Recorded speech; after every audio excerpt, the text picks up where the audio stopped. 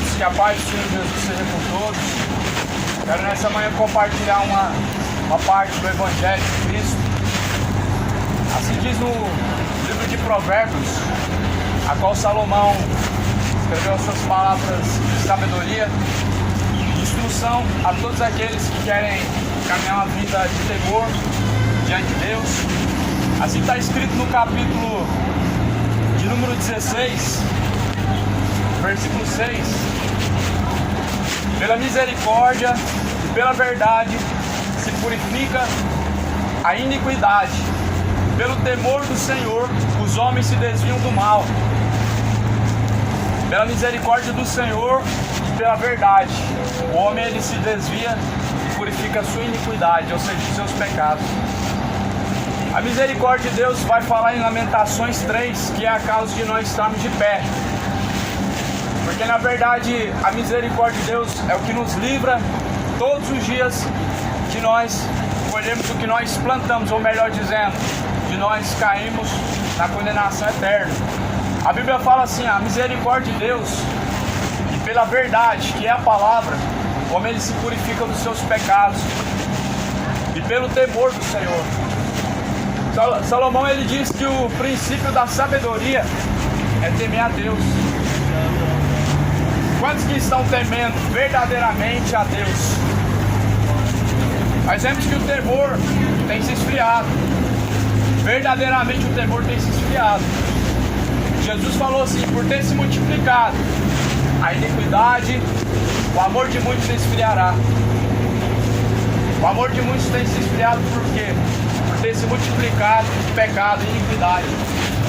Ou seja, quanto mais pecado o homem comete, significa que ele já não está mais a temer a Deus. Quanto menos pesa a consciência do homem em seus pecados, significa que o temor já tem se esfriado. Mas a Bíblia diz assim que pela verdade, ou seja, a palavra de Deus, o homem se purifica, o homem é purificado de todos os seus pecados. No livro de Apocalipse, Jesus ele vai dizer o seguinte: mais do que felizes são aqueles que ouvem, são aqueles que praticam as suas palavras. Apocalipse capítulo 1, versículo 3. Os que ouvem e praticam a sua palavra são mais do que felizes.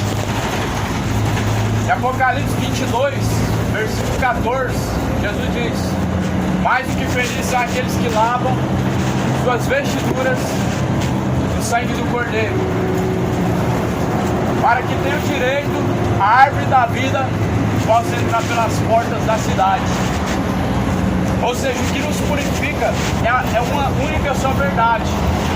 Em João 17, versículo 17, Jesus ele diz: a tua palavra, ó Pai, esta é a verdade. Então tem uma só verdade. O mundo ele dissemina, espalha muitas verdades, mas nós sabemos que são inverdades. Verdades essas que contradizem a Deus, que tentam refutar a Deus.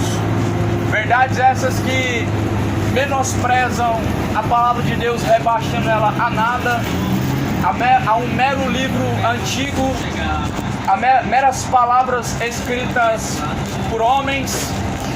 Ou seja, tira toda a autoridade e o poder que há na palavra. Só que aqui a Bíblia diz: esta é a verdade. João 17, versículo 17, Jesus declarou: a palavra do meu Pai, esta é a verdade. No livro de João, Jesus ele declara: eu vim em nome de meu Pai, e vocês não me receberam a mim. Mas se outros, porém, vierem em seu próprio nome, a esses vocês recebem. E assim nós vemos também quando Jesus ele foi crucificado. Ele veio em nome do seu Pai, em nome de Deus, mas foi rejeitado. As propostas de Jesus eram boas ou não, elas eram propostas maravilhosas, mas ele foi rejeitado. A proposta de Jesus era dar ao homem uma vida perfeita, ou seja, o céu, mas ele foi rejeitado.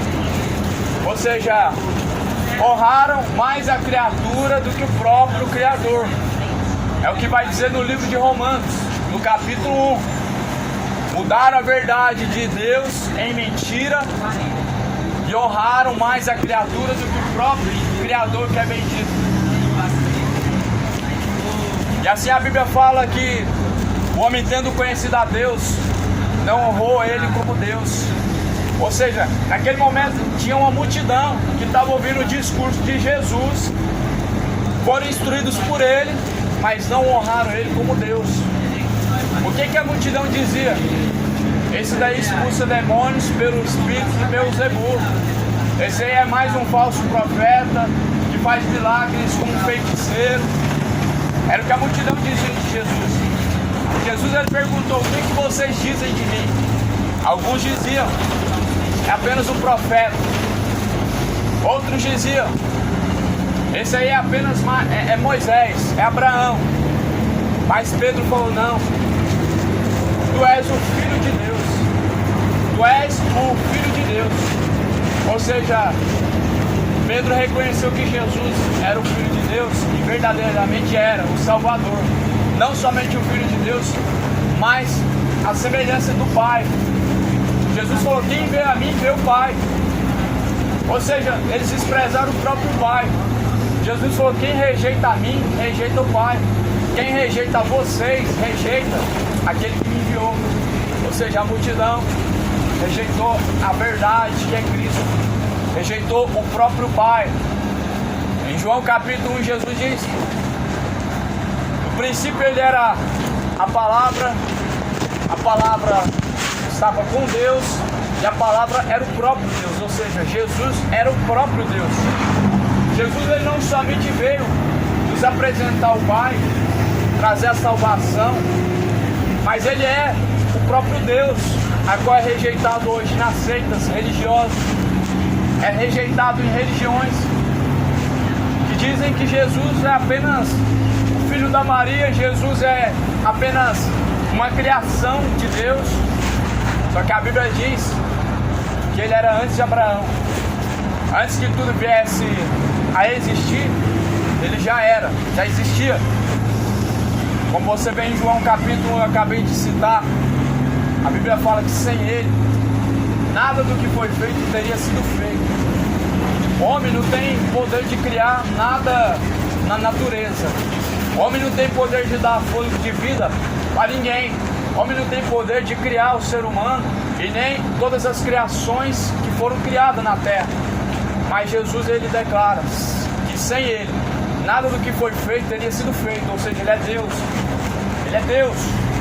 E aqui fala em Isaías, ou melhor, Provérbios, capítulo 16, no versículo 17: o alto caminho dos retos é desviado do mal.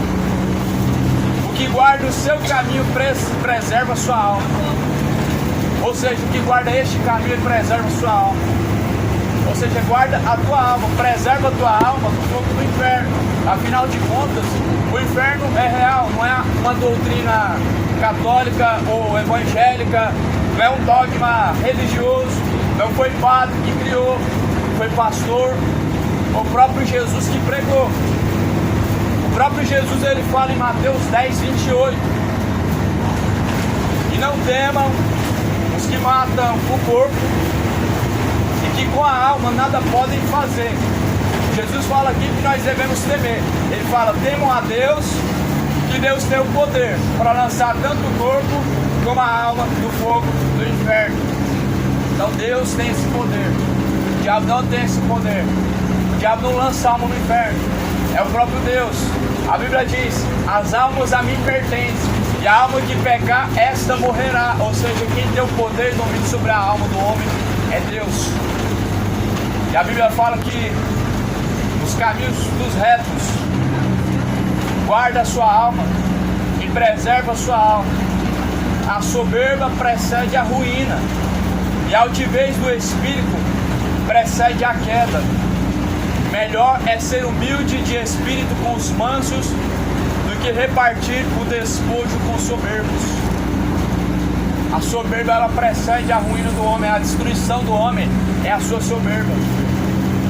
A soberba do homem é a altivez de espírito, é a destruição do ser humano. Pessoas que se andam altivamente como se elas fossem irrefutáveis em seus caminhos, como se elas fossem pessoas perfeitas em seus caminhos. Soberbos. Soberbo é aquele que não reconhece. Soberbo é aquele que não se vê como uma pessoa errada em nada, mas como exemplo em tudo. Ou seja, eles nunca estão prontos para ser corrigidos em nada. Não aceita correção em nada. E a Bíblia diz que a soberba, ela precede a ruína. E a destruição do homem, ela vem de acordo com essa palavra está dizendo, por não se sujeitar a essa palavra, ou seja, este caminho, porque isso não é somente uma palavra, é um caminho.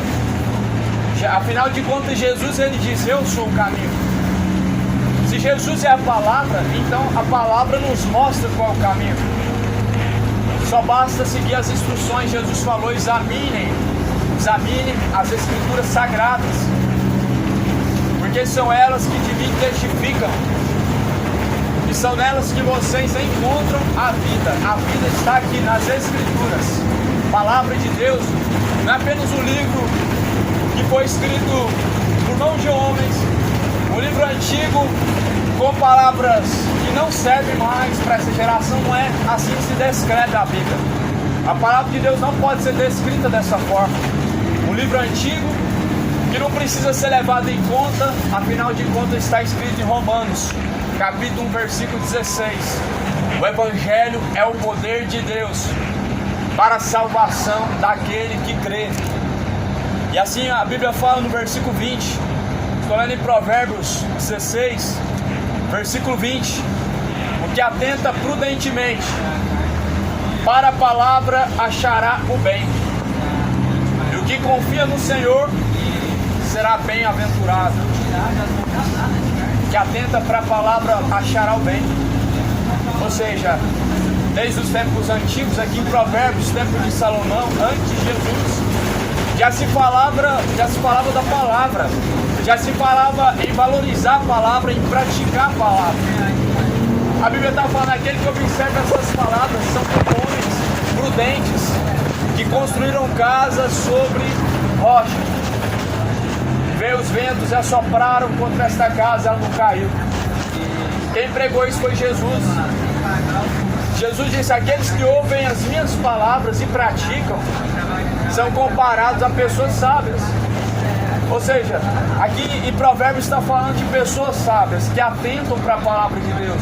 E Jesus falou, quem são esses sábios? Os que ouvem e praticam a sua palavra. O Brasil precisa se despertar, o povo goiano, o povo brasileiro, o mundo precisa se despertar, porque o arrebatamento, ele está prestes a acontecer. E é com pesar no coração que ainda nós vemos que há uma boa parte que nem sequer mais acredita em arrebatamento.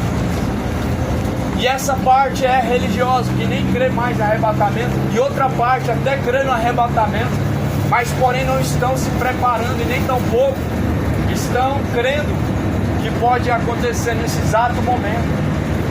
O arrebatamento ele vai ser iminente, ou melhor dizendo, vai ser no abrir e fechar de olhos. Jesus fala e compara com um relâmpago. Jesus disse, assim como o relâmpago, que ele cai no Oriente, você avista ele no Ocidente, assim será o dia do Senhor. O arrebatamento vai ser algo rápido. Porém a Bíblia diz que todo joelho vai se dobrar e toda língua confessará que Ele é o Senhor.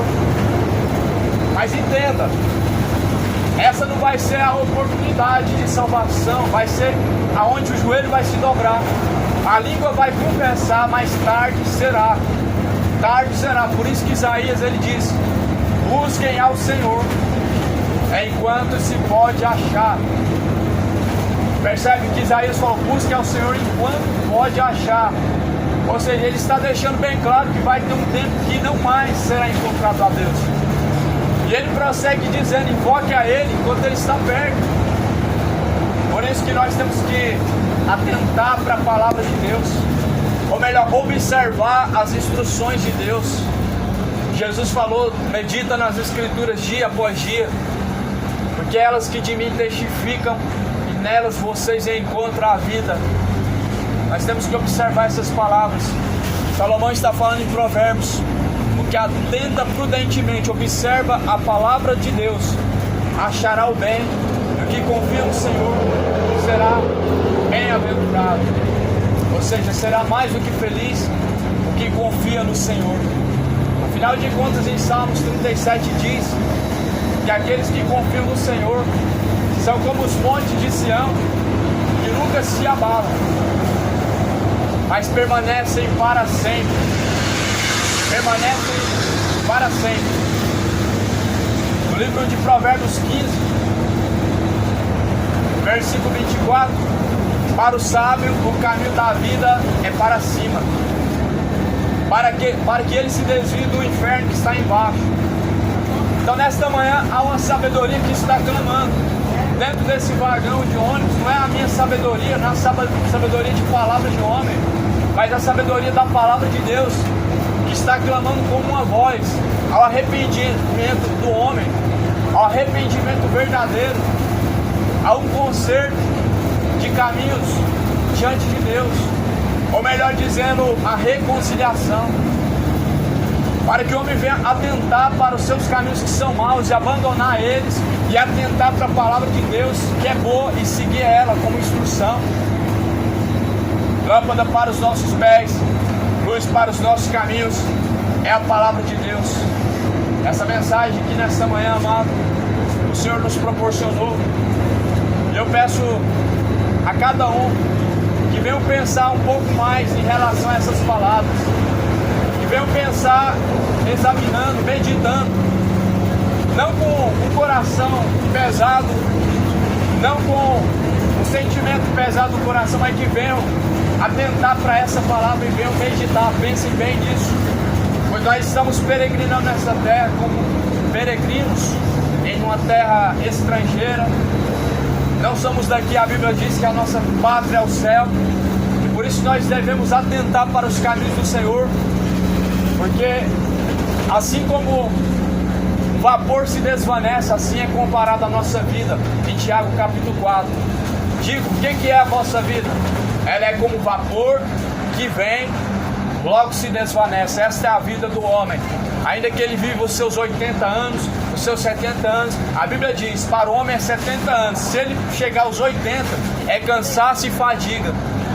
Ainda que alguém chega nisso, e é difícil hoje, nos dias que nós vivemos, alguém chegar nesse limite de idade, porque afinal de contas, o salário do pecado é a morte, e o pecado ele tem ceifado almas e mais almas através de iniquidades e mais iniquidades. Mas aquele que atenta para a palavra de Deus, ele arrebata e livra sua alma do fogo do inferno. Deus abençoa a vida, o dia, os caminhos de cada um dos ouvintes. Que a graça do Senhor Jesus, a paz do Senhor Jesus seja com todos, em nome de Jesus. Amém? Deus abençoe.